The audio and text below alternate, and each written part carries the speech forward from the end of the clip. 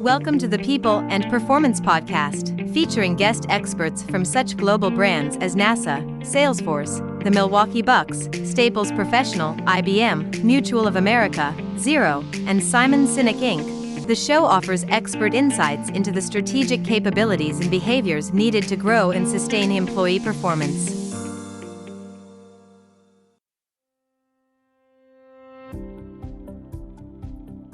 Virtual reality technology has come on leaps and bounds over the last few years, and now has the potential to revolutionize business. While commonly associated with entertainment and gaming, the impact of VR on the employee experience and performance levels this decade could be significant.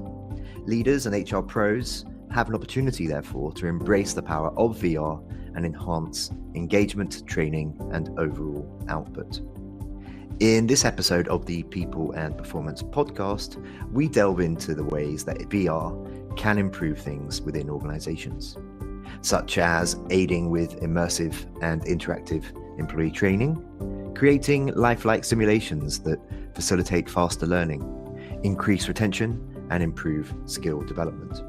Joining me, Bill Banham, and Chris Bjorling on the podcast today to highlight some of the exciting possibilities of VR and its impact on the workplace is VR advocate Matt Burns. By leveraging the power of VR, says Matt, HR pros can unlock the potential for improved employee experiences and elevated performance levels. Matt is the host and executive producer of the Thinking Inside the Box podcast. He's also value advisory at Ceridian and founder at Bento HR, a digital transformation consultancy working at the intersection of strategy, technology operations, and human capital to accelerate value creation. Chris and I hope that you enjoyed this episode of the People and Performance Podcast. And as always, if you do, please remember to like, comment, and subscribe.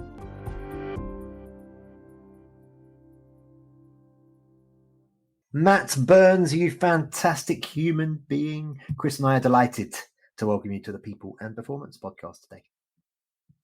Fantastic is a high bar, Bill, but I will do my best to meet it. Matt, for those who may not have seen your content on LinkedIn or other socials, why don't you start by sharing a little bit about your background, experiences, and what you get up to today? Well, you know, Bill, having known me for a few years now, that the thing I enjoy doing least is talking about myself. But I think in the purpose of creating a good podcast, I'll indulge the question. My name is Matt Burns. I've spent 20 years in the corporate world, 15 of those in HR. The last 5 spent as an HR executive. I've dabbled in everything from virtual reality to augmented reality, artificial intelligence, and lately find myself helping organizations build business cases for change. Wonderful. So a little while ago, I got a message from you on WhatsApp, and it was just a little video of you. I think you were in Bali, and you're like, love from Bali, and I'm like, oh man, I'm so jealous. And you've recently been you've been a bit of a traveler, visiting places like Singapore, Bali, New York, London.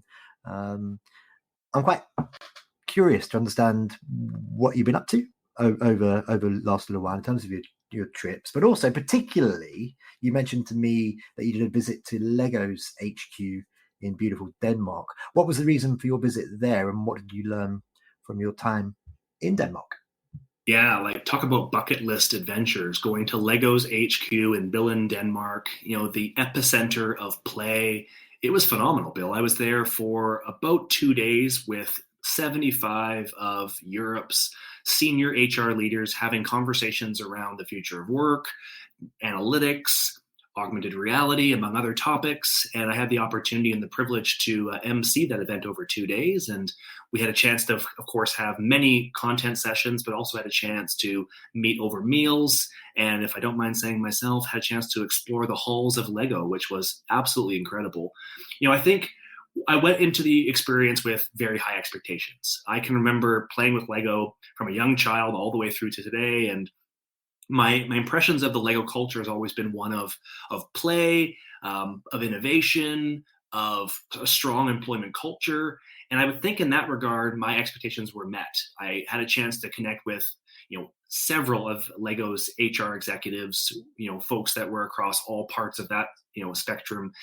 Also had a chance to connect with other leaders, as I mentioned, and see it through their eyes. And collectively, we were just so impressed with how the organization has innovated, how it's evolved. I was surprised to learn that during the pandemic, the organization almost didn't make it, that they became close to actually having to shut the doors because of many of the challenges that organizations like us had to face. But they came through on the other side stronger for the experience and delivered a record-setting financial year. What surprised me, though, is that the more we dug into Lego and their culture and how they view the future of work, I was surprised to hear, Bill, that they're experiencing many of the same challenges that other organizations that I talk to are. They're having challenges in embedding hybrid work, despite the fact they have an incredible showpiece of an office.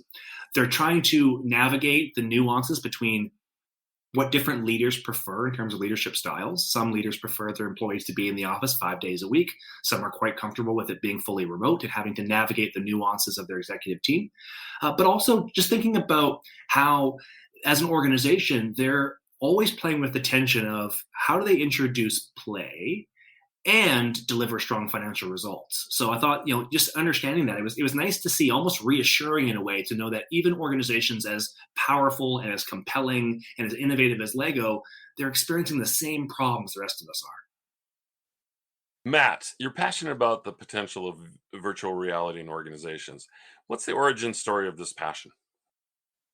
The pandemic. It was 2020 spring, and like a lot of us, I was holed up in my little apartment and asking myself, what am I going to do with all this time? I wasn't able to travel and see clients in their offices. My team was dispersed around the world, and I suddenly had a lot more free time on my hands. So I actually bought 3 things, and I don't mind saying this, Chris. The first thing I bought was a PlayStation. I thought my younger brother and I would be able to bond and commiserate about our childhood memories over video games. So I bought a PlayStation for us to, play some video games there. I bought a guitar, thinking I might be able to finally scratch the itch of becoming a musician. And I bought a virtual reality headset. Well, we flash forward 3 years later, and I can tell you, of those 3, the only thing I picked up was that virtual reality headset. And the moment I put it on, I was absolutely blown away by how compelling the technology was to solve many of the challenges that I experienced as an HR executive. How do you build culture in a space where your teams are more remote, where they're more dispersed, where they're more disconnected than ever? How do you bridge the gap of things like equity and inclusion for employees that are not able to participate because of any number of impediments to their involvement? And how do you solve many of the challenges around traditional corporate learning, where most organizations are still leaning on very traditional, very tired approaches of PowerPoints, recitation, memorization, lectures, that we all know that as adults is not effective, but yet we place so much of our energy and resources into making them real, that when I put on that headset for the first time, I was just struck by how this could really solve a lot of problems facing organizations today.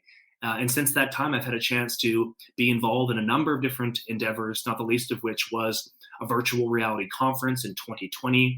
We partnered with Microsoft to put on a 3-day event where we had 60 speakers from all around the world, many of which were HR executives. And we had 400 participants in virtual reality headsets, 800 in total. The full 3-day conference was hosted in virtual reality, broadcast simultaneously on live stream.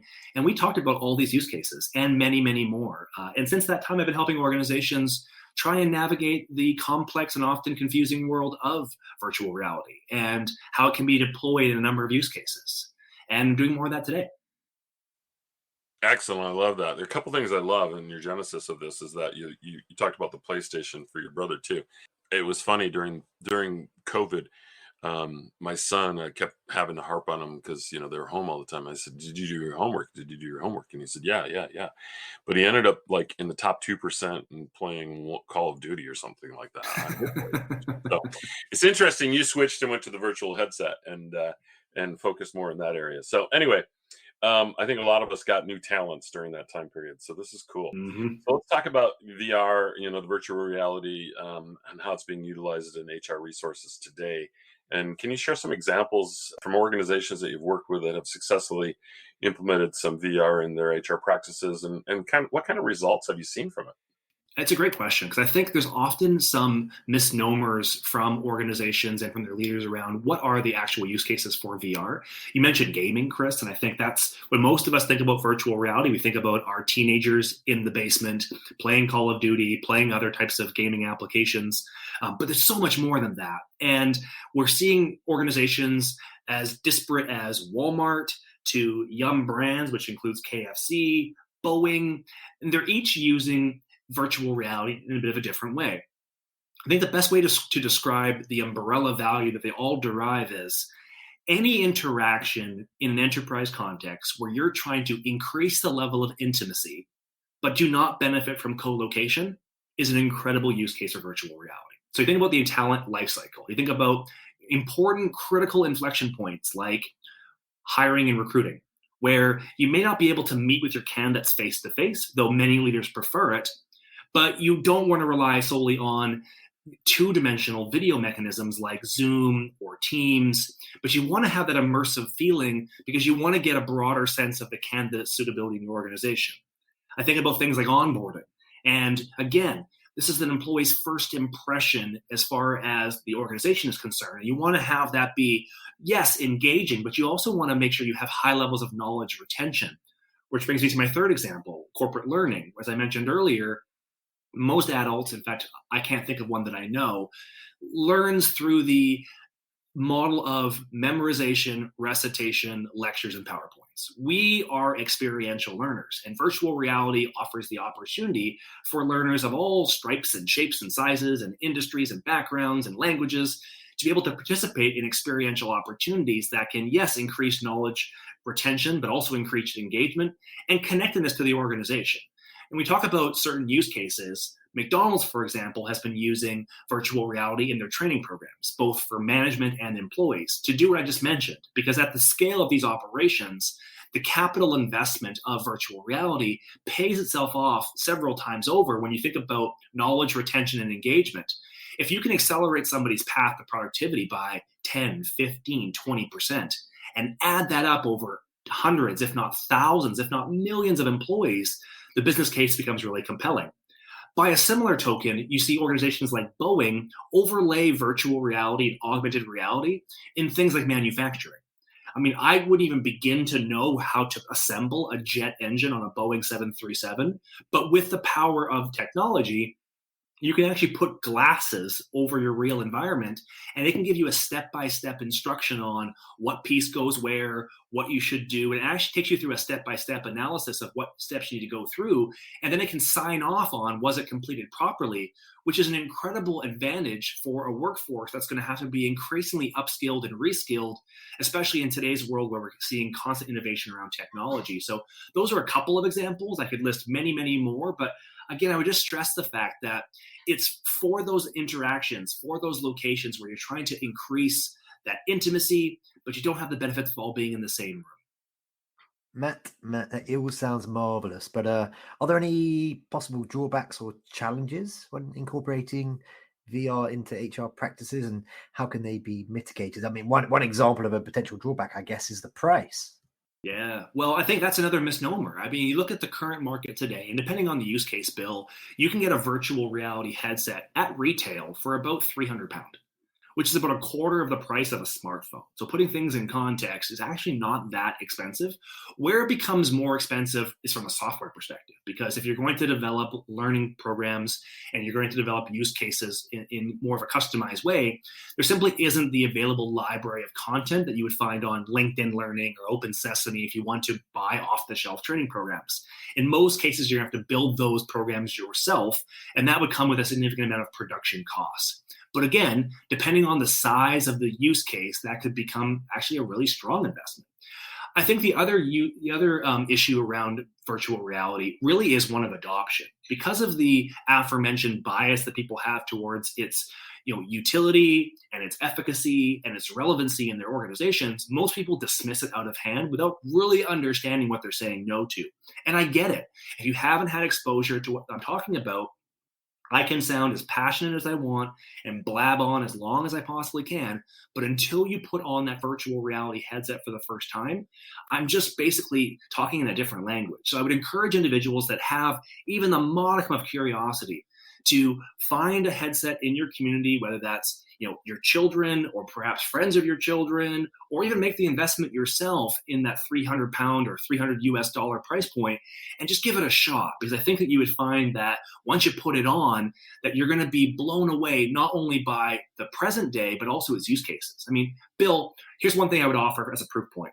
We put 60 speakers in virtual reality headsets. 58 of them had never been in a headset before the conference. Of the 58 speakers that put on a headset for the first time, if we were to trace them now 3 years later, 15, so that's close to 25% of those individuals have taken virtual reality and introduced it into their large enterprise organizations. That is an incredible amount of conversion for really something we didn't anticipate being a knock-on effect of the conference, but it just shows that once you've had the experience, people can make the compelling business case for change. The one thing I'll just add, Bill, is from a practicality perspective, virtual reality is not meant to replace in-person interactions. I am not going to sit here and advocate for a world where we sit in our homes all day long, put on VR headsets, and never leave our houses. That is not a life worth living. That's not enriching, and we would lose a lot in terms of human and social interaction. But there are many use cases where we don't necessarily need to leave the house. We may be having a team meeting, maybe a performance management conversation. There could be a one-on-one coaching session where we would benefit from being in the same room, but it doesn't make sense for me to fly to Toronto or London, England, or Munich, Germany. The cost, the time for a 1-hour conversation. So it doesn't make sense to necessarily undertake that face-to-face interaction. But we lose something when we revert to mediums like Zoom or Slack or text message. It's asynchronous, it's two-dimensional, it's not immersive, it's not intimate. So think of virtual reality as a use case that is kind of halfway in between. And I think that's an important distinction to make. I'm talking about using virtual reality as one of many tools for communication and learning in an organization, and finding the right use cases and making those business cases for that change is ultimately how you're going to have success. For organizations considering the adoption of VR in their HR practices, what advice would you offer to ensure a smooth and successful implementation in 60 seconds or less? Go. Start small and figure out the biggest pain point. Whether it is bringing leaders together, I would start at the executive level. I would bring leaders together and have an executive offsite for 2 hours in virtual reality. You're going to save money in the sense of bringing those leaders together in the same room. You're going to give them a unique experience, and you're going to have a whole bunch of people excited about the potential, and their brains and creative muscles will be spinning into a number of use cases that you'll be having a harder time managing and measuring than you will be in getting adoption. The question we have now, I have two questions for you, and we ask these of all of our participants. So we're at that point in time where we're winding down your technical aspects of what you do and how you do it and why you do it, which has been brilliant, and we loved it. But the questions now are going to be ones that really relate to you. And so the first one is this: in a minute or less, can you share one piece of advice or some direction you were given to by a mentor, leader, or colleague that inspired you to perform at a higher level in your career? I was really lucky. My very first role in HR, I was given a 1-year maternity leave replacement. And I had a leader that said, Matt, over the course of your career, you're going to receive many opportunities to try and do different things. And when you're given the choice between money and experiences, always choose experiences, because the money will come as a consequence of the experiences that you have, the lessons that you learn, and the credibility that you'll have as a result. That's a great piece of advice. That's good wisdom all should have. So that's wonderful. All right, last question for you here from me. From a culture and people processes perspective, what does a high-performing company mean to you? Well, that's a great question. I think about a couple things for me. I think first about alignment. I think alignment is absolutely critical in having those things be effective. If you have misalignment between people, process, technology, strategy, you're going to run into issues somewhere through your value chain. So alignment is first and foremost. I also think about the idea of crowdsourcing or leveraging all the voices around the proverbial table. So that means engaging your employees for their feedback, engaging stakeholders across the organization. We are in a world now that's evolving so rapidly that we benefit from broad scale collection of feedback, and therefore that inclusive, diverse approach to problem solving will ultimately lead to better answers. Matt, one last question for you for today. It's a doozy. How can folks connect with and learn more about you? Well, you know, Bill, I basically live on LinkedIn. So check me out, Matt in VR on LinkedIn. I post multiple times each week. I'm also available for questions and comments. We encourage folks to follow me, send me a direct message. Would be happy to engage on these topics or any other ones. And if your relationship then builds with Matt, you may eventually get to the point, like me, where you're WhatsApp friends, and then he shares these videos of all these exciting places he goes to and just makes you jealous. I'll tell you. Matt, thanks very much for joining Chris and I today. This has been a good chat. Thanks, Matt. Always a pleasure. Thank you for listening to the People and Performance Podcast. If you enjoyed this episode, please remember to like, comment, and subscribe.